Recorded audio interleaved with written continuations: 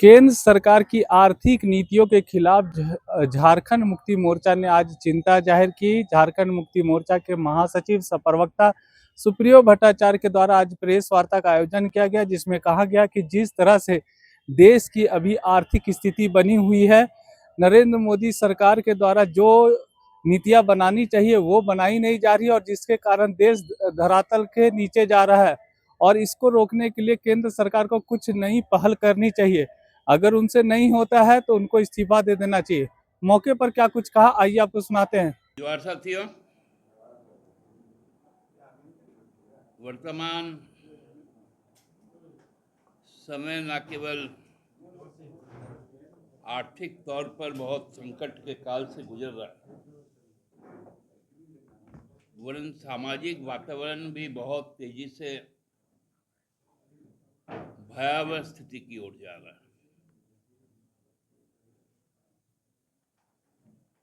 हमारा आर्थिक संकट तो एक जगह है ही,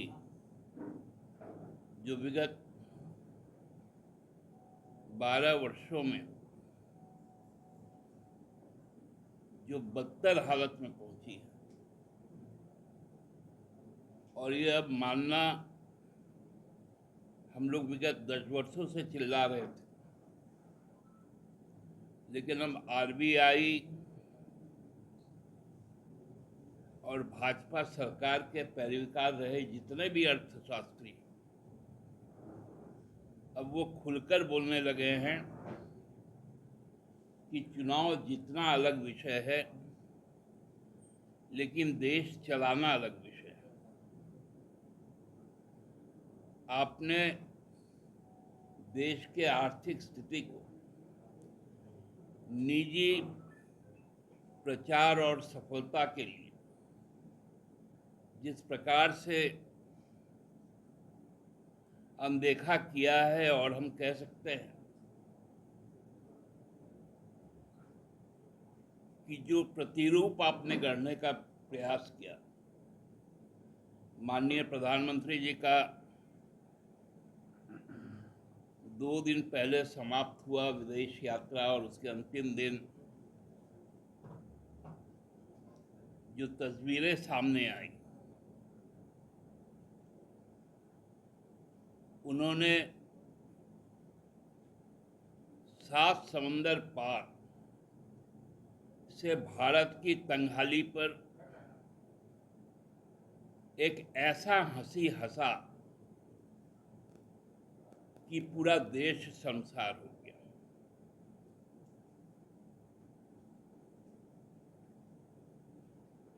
साथ साथ अभी हाल में जो निर्वाचित पश्चिम बंगाल में उनकी सरकार आई,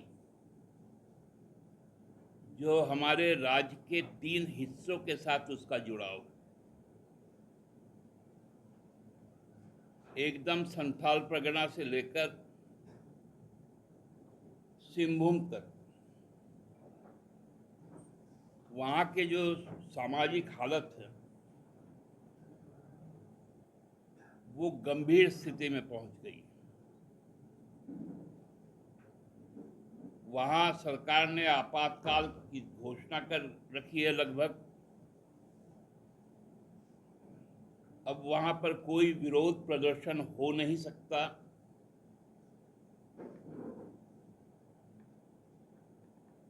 जो बकरीद के दिन जो कुर्बानियाँ होती है, उस पर तरह तरह के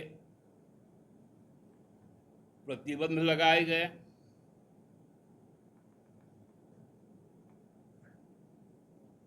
ये चीजें स्पष्टतः जो असंतोष है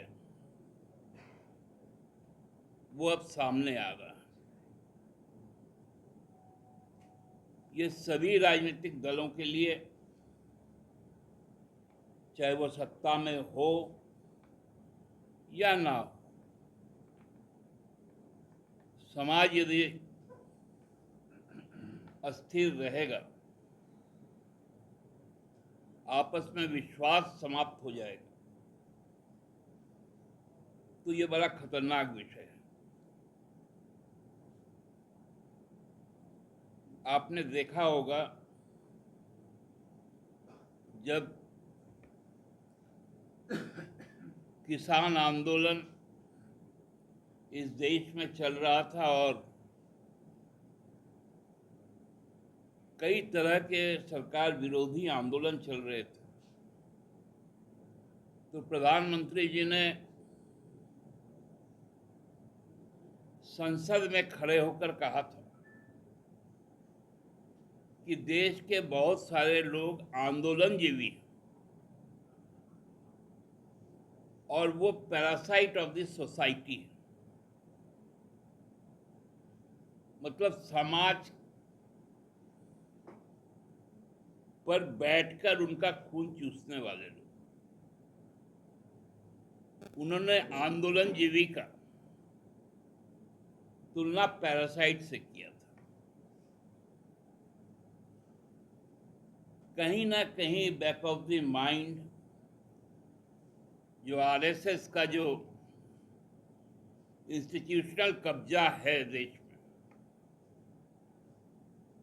वही बहुत सहजता से बेरोजगारी के सवाल पर, सूचना के सवाल पर माननीय मुख्य न्यायाधीश के मुंह से भी निकल गया कि ये कॉकरोच हैं, ये पैरासाइट हैं।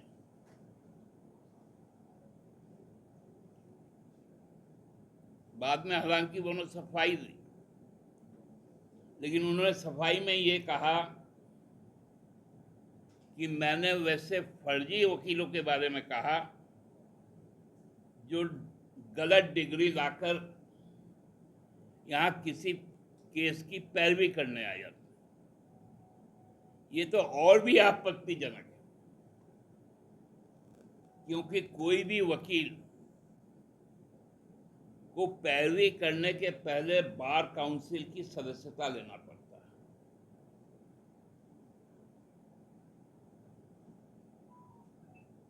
जैसे आप लोग यहाँ बैठे हैं,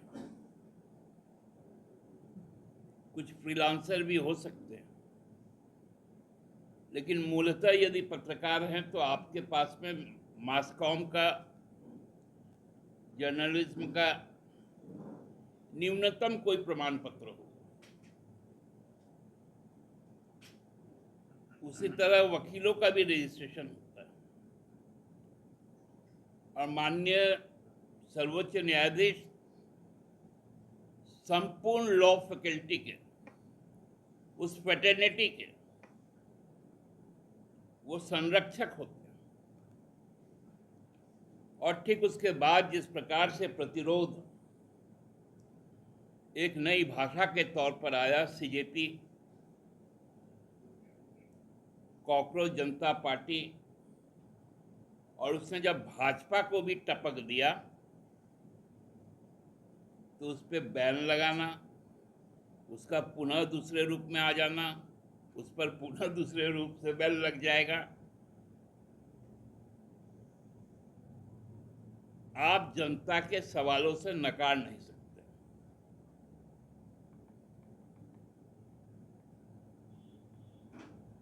आप इस तरह के जो सांप्रदायिक माहौल बना रहे हैं और देश की आर्थिक संकट को टाल रहे हैं,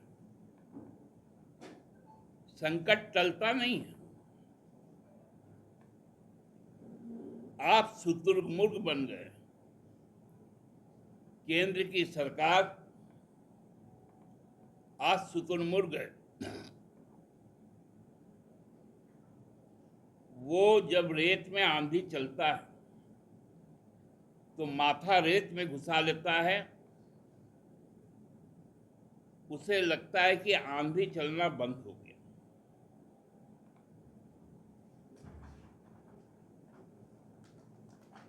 हमारे प्रधानमंत्री जी नीरो बन गए। कहावत है कि जब रोम जल रहा था तो नीरो बांसुरी बजा रहे थे।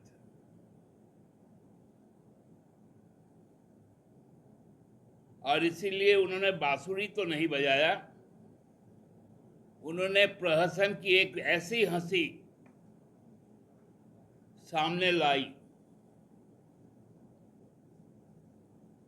जो राज्य सरकारों के लिए भी एक बड़ा भयावह संकेत है। हमारे राज्य में जीएसटी का पैसा नहीं आ रहा। जो भी राज्य के कल्याणकारी योजनाएं हैं जिसमें केंद्र सरकार का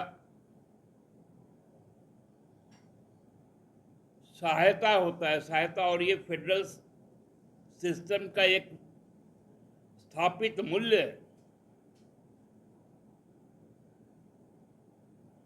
किसी योजना में 1 रुपए नहीं आना राज्य सरकार के कमर को तोड़ने का काम कर रही है।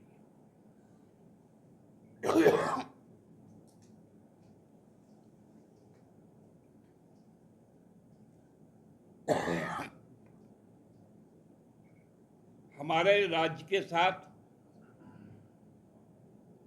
जिस तरह का व्यवहार हो रहा है,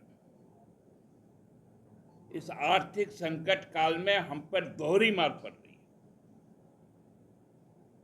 पुराने बकाये तो छोड़ दीजिए,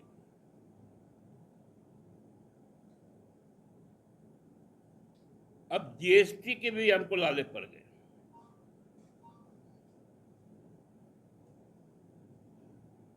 जो हमारा पैसा है,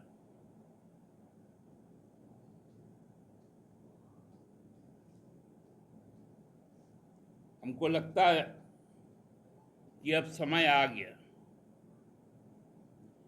कि इस महंगाई और आर्थिक बदहाली के लिए केंद्र सरकार के खिलाफ अब जनता को गोलबंद होना होगा। और हमने पहले भी 7 तारीख को एक सांकेतिक धरना के बाद आंदोलन के लिए आगे बढ़ें और इस भीषण गर्मी के पश्चात इस आंदोलन को पुनः और भी मजबूती के साथ पार्टी आगे ले जाएगी। धन्यवाद।